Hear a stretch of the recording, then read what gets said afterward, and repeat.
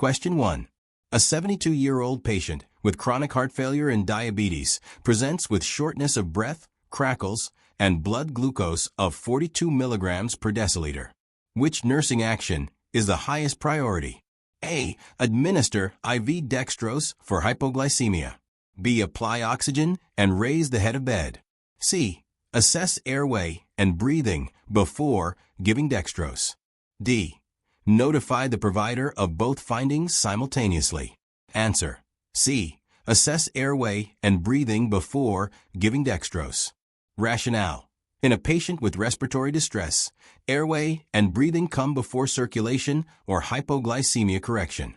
Option A addresses glucose, but not the immediate threat, respiratory failure. Option B is supportive, but follows airway assessment. Option D delays intervention. Question 2. During postoperative care, a patient's urine output decreases from 50 milliliters per hour to 15 milliliters per hour. BP drops to 88/52 millimeters of mercury, and heart rate rises to 118 BPM. The IV line is infiltrated. What should the nurse do first? A. Start a new IV and give prescribed fluids. B. Notify the surgeon of low urine output. C. Insert a Foley catheter to verify output accuracy. D. Elevate the extremity with infiltration. Answer. A. Start a new IV and give prescribed fluids. Rationale. Restoring intravascular volume is the immediate life-saving priority. Urine output drop plus hypotension plus tachycardia equals hypovolemia. Option B is secondary. Option C doesn't fix the cause. Option D is correct for infiltration, but delays fluid resuscitation. Question 3. A patient with head trauma suddenly has BP 180/60 millimeters of mercury, heart rate 48 BPM, and irregular respirations.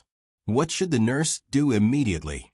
A. Administer antihypertensive medication. B. Elevate head of bed 30 degrees and notify the provider. C. Increase IV fluids to maintain perfusion. D. Call for rapid response and prepare for intubation. Answer. D. Call for rapid response and prepare for intubation. Rationale. Cushing's triad indicates increased ICP and impending herniation, immediate airway management, and neuro-emergency. Elevation B. Helps but is insufficient alone.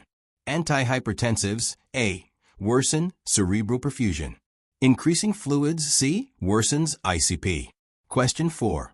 A nurse notices a new order for IV potassium chloride 40 milliequivalent in 100 milliliters to infuse over 30 minutes. What is the nurse's best action? A. Verify renal function and administer via pump. B. Question the order and clarify infusion rate before administration. C. Dilute in more fluid and infuse slowly. D. Administer half the dose now and half later. Answer. B. Question the order and clarify infusion rate before administration. Rationale. Potassium 40 milliequivalent over 30 minutes is unsafe. Risk of cardiac arrest. Nurses must question unsafe orders. Administering A or diluting C without clarification changes order. Dividing dose D is unauthorized alteration. Question 5. A nurse caring for a septic patient receives these orders. 1 blood cultures, 2 antibiotics, 3 1 liter normal saline bolus. What is the correct sequence of actions? A. Antibiotics, cultures, fluids. B. Cultures, fluids, antibiotics. C. Cultures, antibiotics, fluids. D. Fluids, antibiotics, cultures. Answer. C. Cultures, antibiotics, fluids. Rationale.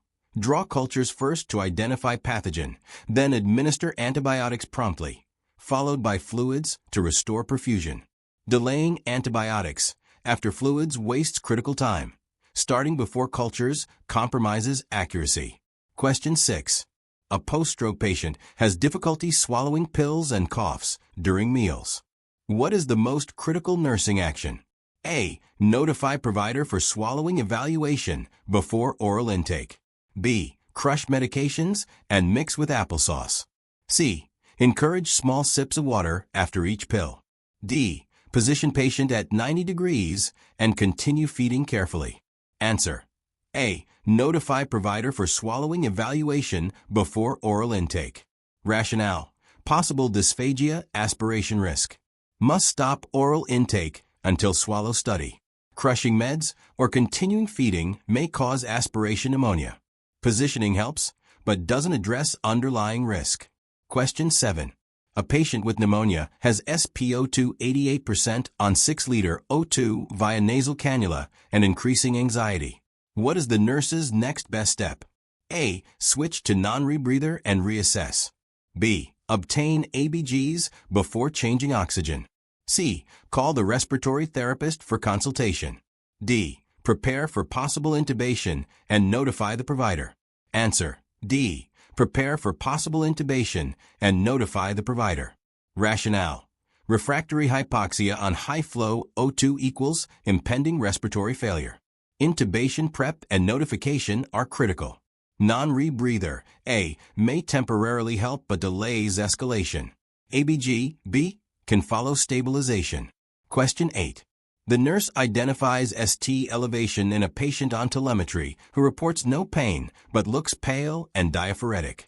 What should the nurse do first? A. Reassess in 15 minutes. B. Call rapid response and obtain 12-lead ECG. C. Check potassium level. D. Give sublingual nitroglycerin.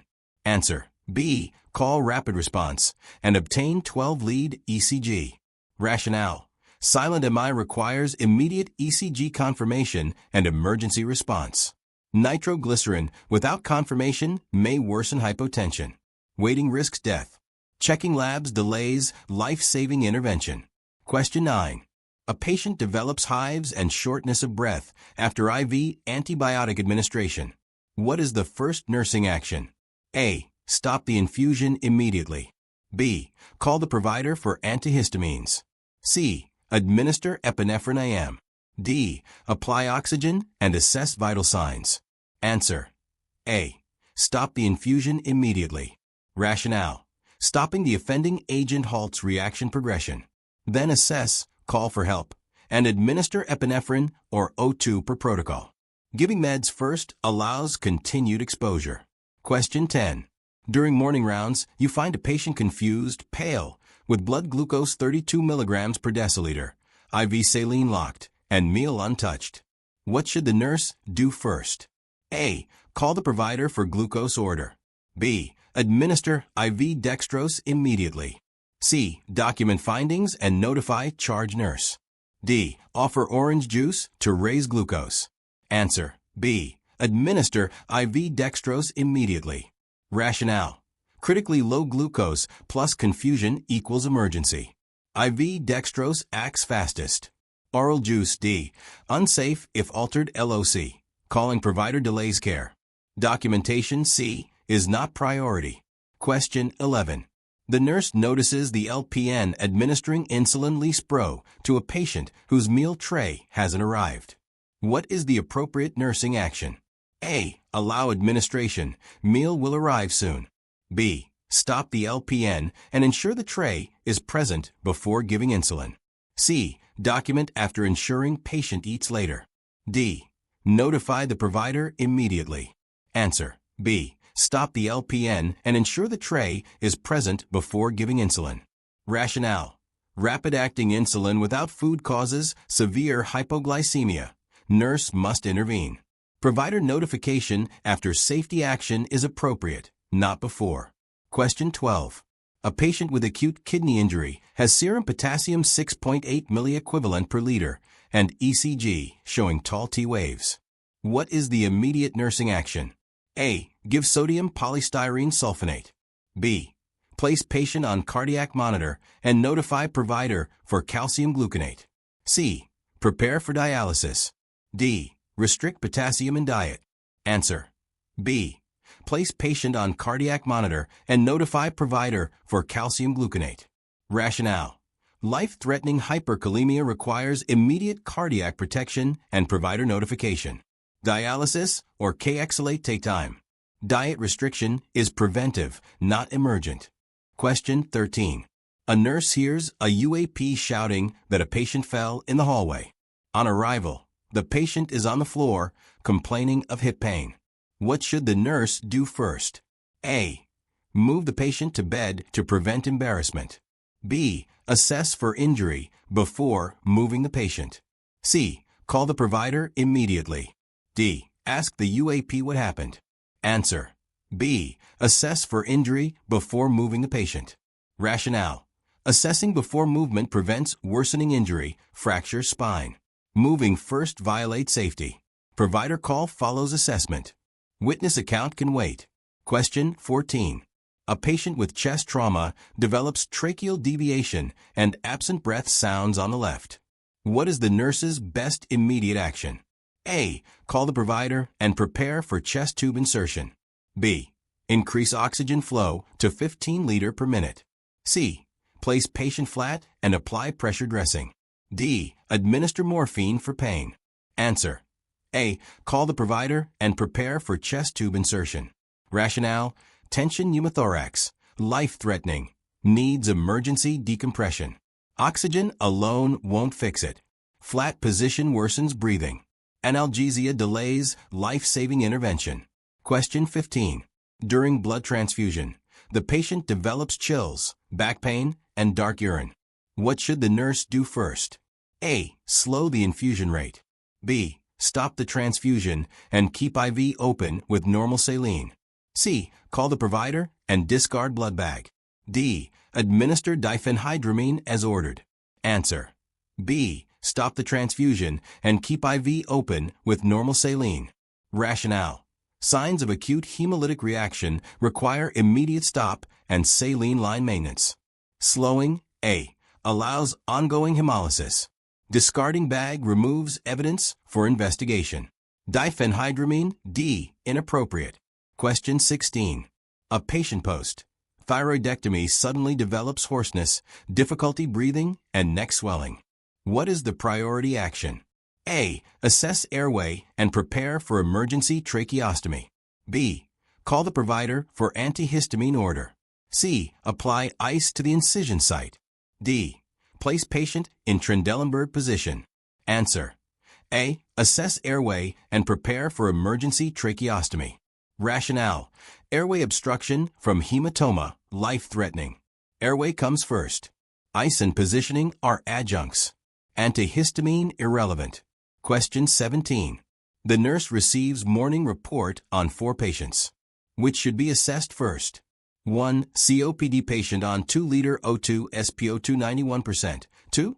Post-op day 1 with pain 8 out of 10. 3. DKA patient with fruity breath. 4. Pneumonia patient with new confusion.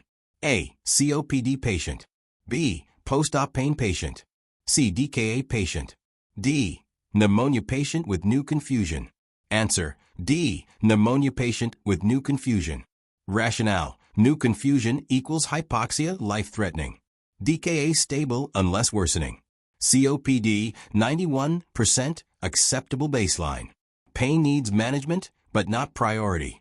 Question 18. A nurse receives an order for morphine 2 milligrams, IV every 2 hours, PRN pain. The patient's respirations are 8 per minute, unarousable to voice. What is the correct action? A. Hold morphine and administer naloxone per protocol. B. Give 1 milligram morphine to maintain comfort. C. Call the provider after giving medication.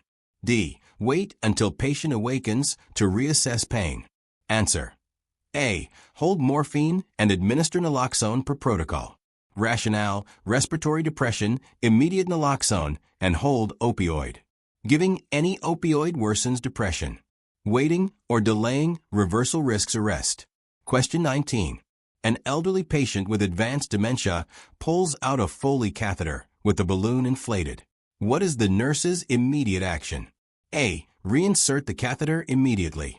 B. Assess for bleeding and urinary retention. C. Notify family and document incident. D. Apply restraints to prevent recurrence. Answer. B. Assess for bleeding and urinary retention. Rationale. Assess injury before intervention.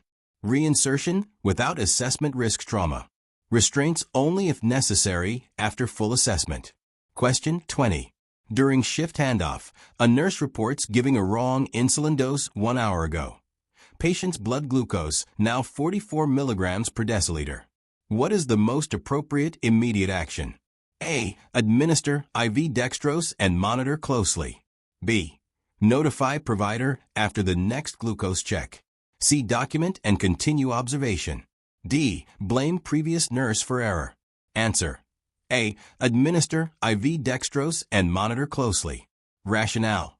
Patient safety first. Correct hypoglycemia immediately. Then notify provider and complete error protocol. Documentation or blame is secondary. Question 21. A septic shock patient remains hypotensive, mean arterial pressure 56 millimeters of mercury, despite receiving 3-liter crystalloids and norepinephrine at 0.4 micrograms per kilogram per minute. Central venous pressure is 10 millimeters of mercury, lactate 6.2 mol per liter, and urine output 10 milliliters per hour. What is the most appropriate next intervention? A. Add vasopressin infusion. B. Administer an additional fluid bolus. C. Increase norepinephrine dose to maximum. D. Start dobutamine infusion. Answer. D. Start dobutamine infusion. Rationale. The patient shows refractory septic shock with evidence of poor perfusion despite adequate preload. Central venous pressure 10. Dobutamine supports cardiac output and oxygen delivery. Vasopressin, A, can be added, but not before optimizing cardiac output. Question 22. A ventilated trauma patient suddenly has high airway pressures, SpO2 78%, absent left breath sounds, and tracheal deviation to the right. What is the nurse's immediate action? A. Manually ventilate and call for emergent decompression. B. Reposition the endotracheal tube. C. Increase FiO2 to 100% and wait for respiratory therapy. D. Obtain a stat chest X-ray. Answer. A. Manually ventilate and call for emergent decompression. Rationale. These are classic signs of tension pneumothorax. Decompress immediately before confirmation imaging. Delaying action can cause cardiac arrest. Question 23. A patient on dopamine infusion, 10 micrograms per kilogram per minute, for cardiogenic shock develops heart rate 145 BPM, PVCs, and BP 68/40. What is the nurse's best action? A. Stop dopamine and prepare to start norepinephrine. B. Decrease dopamine by 50% and observe. C. Administer amiodarone for arrhythmia. D. Begin rapid fluid bolus.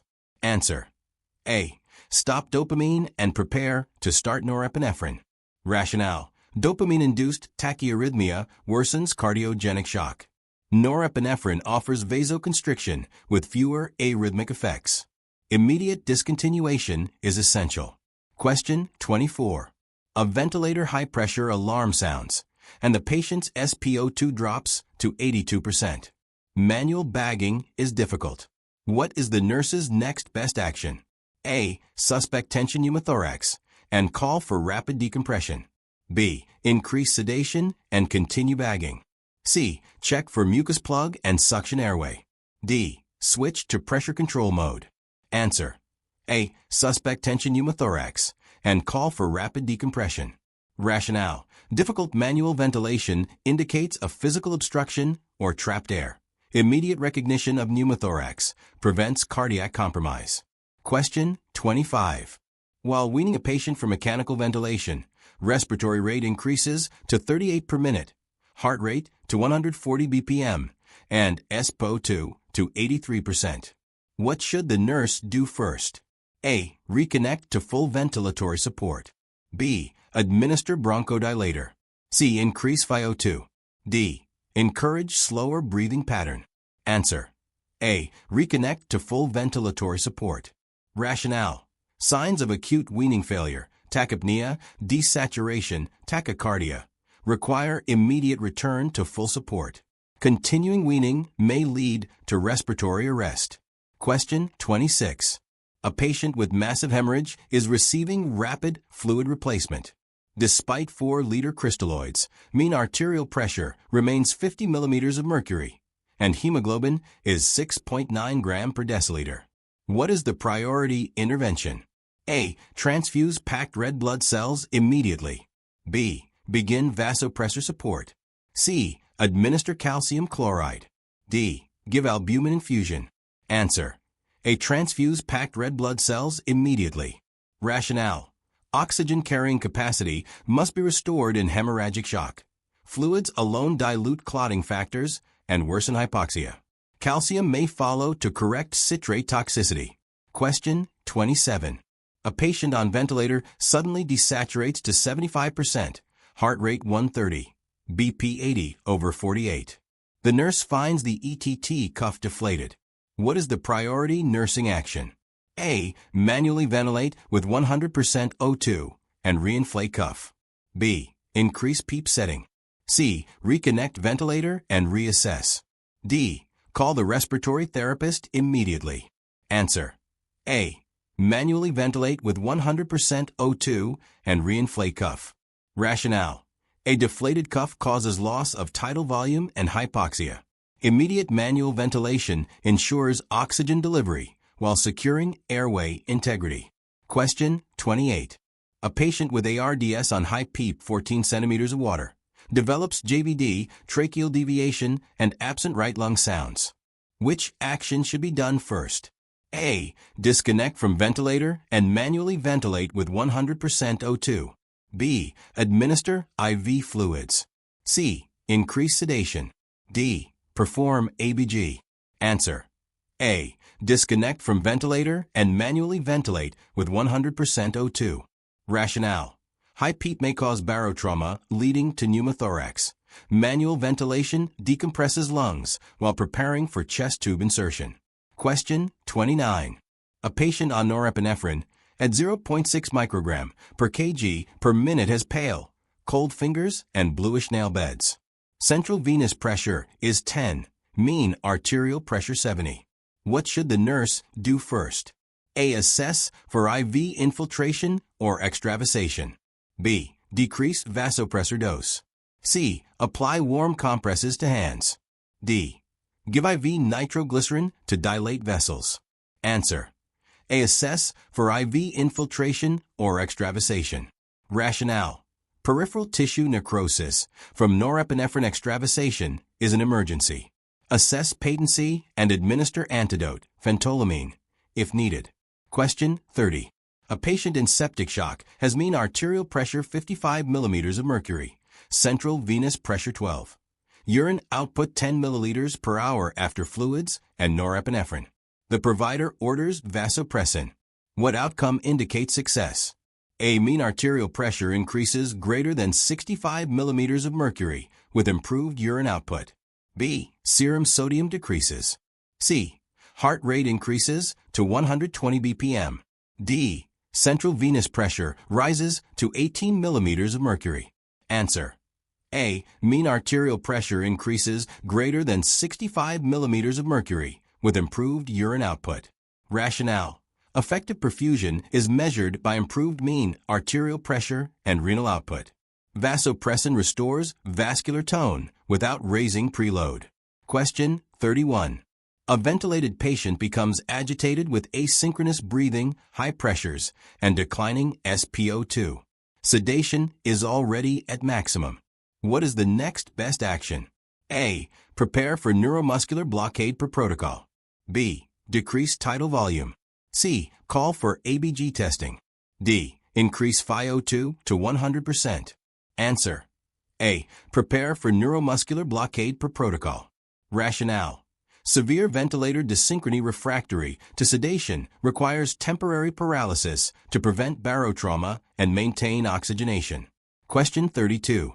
A patient in anaphylactic shock after contrast administration received IM epinephrine with no BP improvement. What is the next step? A. Start IV epinephrine infusion and administer high-flow O2.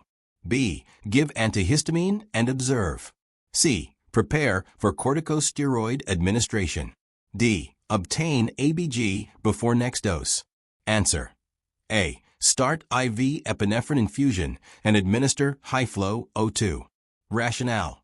Persistent hypotension after IM epinephrine requires IV administration under monitoring to maintain perfusion and prevent collapse. Question 33. A spinal cord injury patient C6 develops heart rate 38 BPM and BP 70/40. Which action is most appropriate? A. Administer atropine and prepare vasopressor infusion. B. Place in Trendelenburg position. C. Provide high-flow O2 and observe. D. Give IV fluids only. Answer. A. Administer atropine and prepare vasopressor infusion. Rationale. Neurogenic shock results in unopposed parasympathetic tone. Atropine treats bradycardia. Vasopressors restore vascular tone. Question 34. A patient with ventilator-associated pneumonia, VAP, is febrile, hypotensive, and requires increased FiO2. Which nursing action is the highest priority? A. Obtain blood cultures before antibiotic administration. B. Increase ventilator rate. C. Administer fluids and antipyretics. D. Elevate head of bed 30 to 45 degrees. Answer. A. Obtain blood cultures before antibiotic administration. Rationale.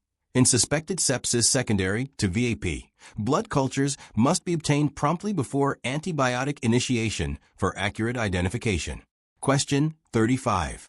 A patient in refractory septic shock has lactate 7.2 mol per liter despite vasopressors and adequate fluids. Which therapy may improve outcomes? A. IV hydrocortisone administration. B. Administer furosemide. C. Increase PP. D. Give sodium bicarbonate bolus. Answer. A. IV hydrocortisone administration. Rationale. Corticosteroids may restore responsiveness to vasopressors and reduce inflammation in refractory shock. Sodium bicarbonate is not indicated unless severe acidosis persists. Question 36. A post-cardiac arrest patient on a ventilator has PaCO2 22 mm of mercury, PaO2 150 mm of mercury, and pH 7.54. What adjustment should the nurse anticipate? A. Decrease ventilator rate to allow CO2 retention. B. Increase FiO2 to maintain high PO2. C. Decrease tidal volume. D. Increase PEEP setting. Answer. A. Decrease ventilator rate to allow CO2 retention. Rationale. Respiratory alkalosis from hyperventilation reduces cerebral blood flow. Decreasing rate corrects CO2 elimination. Question 37. A patient on PEEP 14 develops sudden hypotension and absent right lung sounds. Manual bagging is difficult. What is the priority nursing action? A. Disconnect ventilator and initiate manual ventilation while preparing for decompression. B. Increase PEEP to improve oxygenation. C. Administer IV fluids rapidly. D. Obtain stat chest X-ray. Answer. A. Disconnect ventilator and initiate manual ventilation while preparing for decompression. Rationale. Findings indicate tension pneumothorax. Immediate manual ventilation allows partial decompression before chest tube insertion. Question 38. A patient in hypovolemic shock after gastrointestinal bleed has mean arterial pressure 48, central venous pressure 2, and heart rate 130. What is the immediate intervention? A. Administer rapid isotonic fluid bolus. B. Begin vasopressor therapy. C. Insert arterial line. D. Transfuse plasma only. Answer. A. Administer rapid isotonic fluid bolus. Rationale. Very low central venous pressure and mean arterial pressure confirm volume deficit. Fluid resuscitation precedes vasopressors. Question 39. The ventilator alarm indicates low pressure and the patient's chest is not rising. What is the nurse's first response? A. Check for tubing disconnection or cuff leak. B. Silence alarm and check ventilator screen. C. Increase FiO2 to 100%. D. Call respiratory therapy. Answer. A. Check for tubing disconnection or cuff leak. Rationale. Low pressure alarms signify loss of circuit integrity. This must be corrected immediately before other actions. Question 40. A patient with multi-organ failure is on norepinephrine and vasopressin but remains hypotensive Mean arterial pressure 55. What intervention should the nurse anticipate next? A. Start low-dose hydrocortisone infusion. B. Increase vasopressin to double the dose. C. Begin nitroprusside drip. D. Administer additional crystalloids. Answer. A. Start low-dose hydrocortisone infusion. Rationale. When vasopressors fail to restore mean arterial pressure, stress-dose corticosteroids improve vascular response by reversing relative adrenal insufficiency. Question 41. An adult on veno-venous ECMO for severe ARDS shows a progressive drop in post-oxygenator PaO2 despite stable FiO2 and flow rates. The nurse also notes rising delta pressure and visible fibrin strands in the circuit. Which action takes highest priority? A. Notify perfusionist for urgent oxygenator exchange and assess for circuit thrombus. B. Increase ECMO sweep gas flow to enhance CO2 removal. C. Increase ventilator PEEP to improve alveolar recruitment. D. Administer additional heparin bolus for suspected clotting. Answer. A. Notify perfusionist for urgent oxygenator exchange and assess for circuit thrombus. Rationale. Declining post-oxygenator PaO2 despite unchanged FiO2 and flow indicates mechanical oxygenator failure from thrombosis. Increasing sweep gas won't improve oxygenation. Prompt oxygenator exchange prevents systemic hypoxia. Question 42. A patient on CRRT with sepsis and DIC develops pink-tinged effluent, a drop in hematocrit, and a TMP, transmembrane pressure, suddenly decreasing. What is the most appropriate immediate nursing intervention? A. Clamp lines and terminate CRRT to prevent exsanguination through a ruptured membrane. B. Slow ultrafiltration rate and observe for bleeding resolution. C. Administer blood transfusion while continuing therapy. D. Check access site for infiltration or bleeding. Answer. A. Clamp lines and terminate CRRT to prevent exsanguination through a ruptured membrane. Rationale. Blood in the effluent and falling TMP suggest filter rupture, allowing blood loss into dialysate. Continuing CRRT risks major hemorrhage and air entry. Question 43. While weaning ECMO flow from 4 liter per minute to 2 liter per minute, the patient's mean arterial pressure decreases to 55 millimeters of mercury, SvO2 to 50%, and lactate increases from 2.1 to 4.8 mol per liter. What should the nurse anticipate as the next step? A. Return ECMO flow to prior support level and prepare for cardiac function reassessment via echocardiogram. B. Administer vasopressors and continue weaning trial. C. Increase ventilator FiO2 and observe hemodynamics. D. Begin inotrope infusion to assist transition off ECMO. Answer. A. Return ECMO flow to prior support level and prepare for cardiac function reassessment via echocardiogram.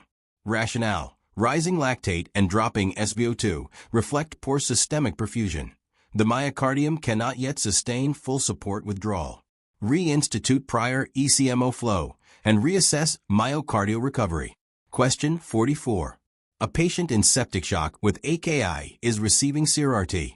The ABG reveals pH 7.12, PaCO2 38 millimeters of mercury, and bicarbonate 12 milliequivalent per liter.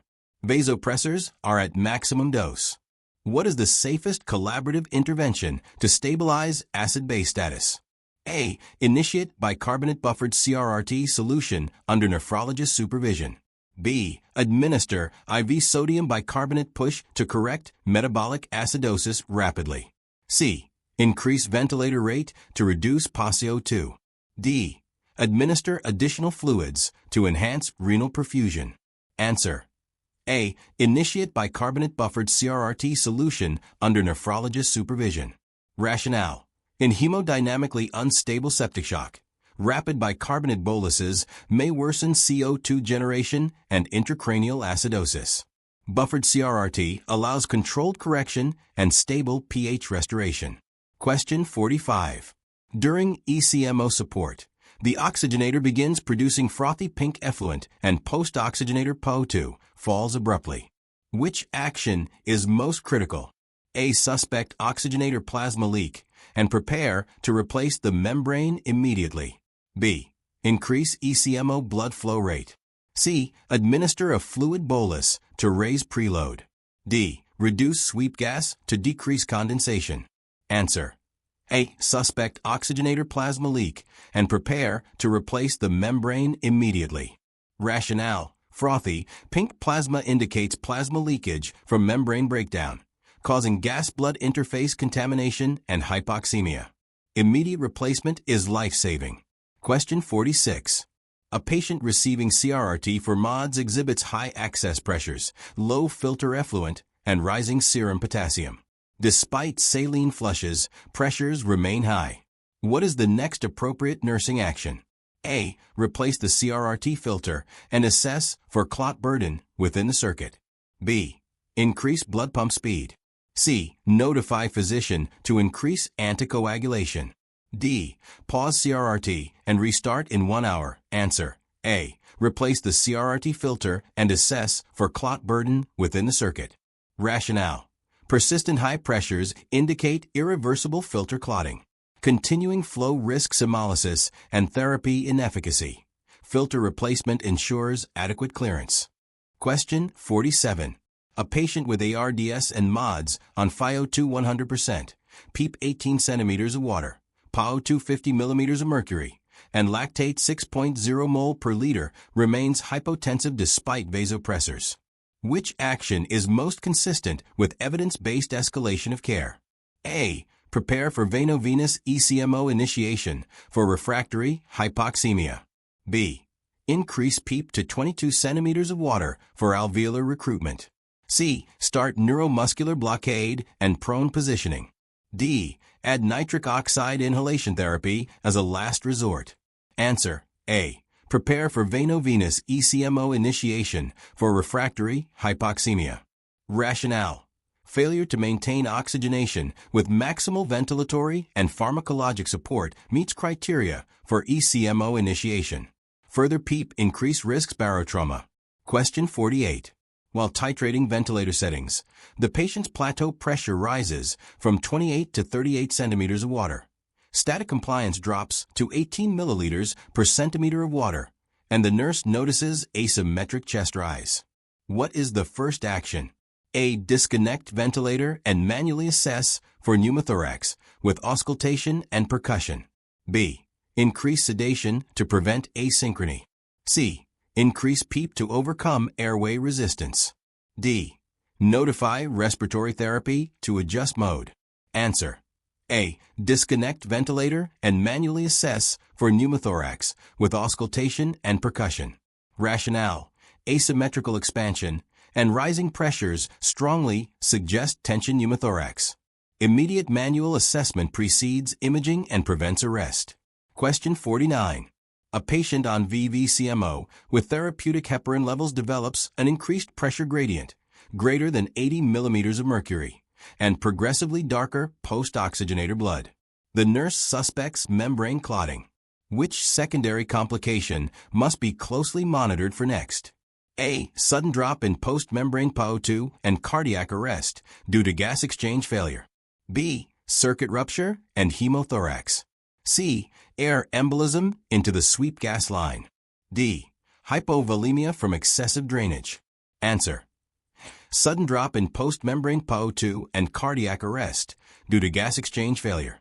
Rationale: a clotted membrane impairs oxygen diffusion, leading to acute hypoxemia and cardiac collapse. Prompt oxygenator change is essential to sustain gas exchange. Question 50.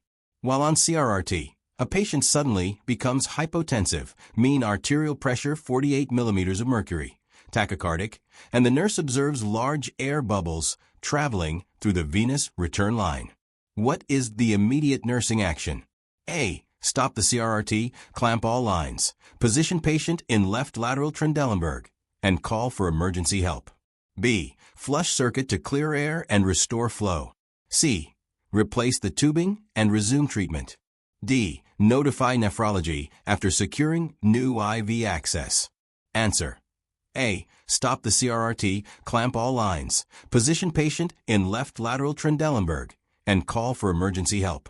Rationale: air in the circuit indicates venous air embolism. Immediate clamping and positioning trap air in the right atrium, preventing cerebral or coronary embolization. If you found this video helpful, don't forget to like, subscribe, and share with your fellow nursing students. Hit the bell icon so you never miss an update. See you in the next one. Happy studying!